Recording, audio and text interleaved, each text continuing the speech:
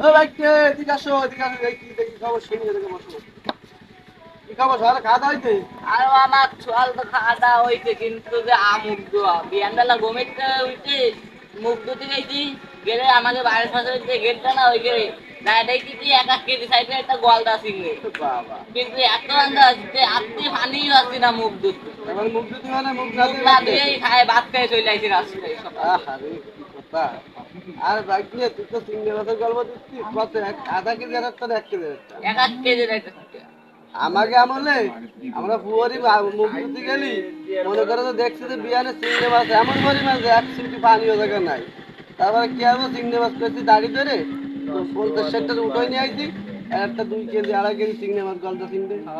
আইনে সকালবেলা বাড়ি এনে কইছি কি বাইরে দাও বাজুতে রান্ধিতে ভাত লাগি না ওই গলদা চিংড়ি খাই এই সকালবেলা নাস্তা করে নাস্তা খালি গলদা চিংড়িটাই করছিল খালি গলদা চিংড়ি আর কিছু লাগে না তার মানে আর একটা 2 কেজি 2.5 কেজি গলদা চিংড়ি হবে আর পুকুর ভরা ওর কাছে প্রত্যেকের পুকুর ভরা ভাই যদি সেসব মাছ দেওয়া না তোমাকে ভরে হয়তো 2-4-500 হতে পারে কিন্তু আমাকে ওই আমলে বর করতে হয়েছে যে ভরে যাওয়া গলদা চিংড়ি চাবি দিয়ে বিচি যাবা দেয় সাবি দিয়ে কয়টা দেওয়া তো মামা সাবি দিয়ে একটা চাবি ছিঁড়ে যেত আর একটা 2-3 কেজি গলদা চিংড়ি হতো এত বড় মামা হ্যাঁ চাবি বিচিটা উঠতে গেলি চাবিটা ছিঁড়ে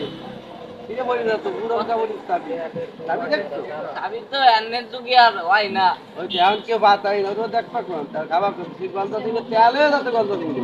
তেল বুঝাই তেল খাইয়ে গিয়ে রাত্রে বোতল করি 6 মাস কাছে গলদা চিংড়ি তেল দিয়ে রাখি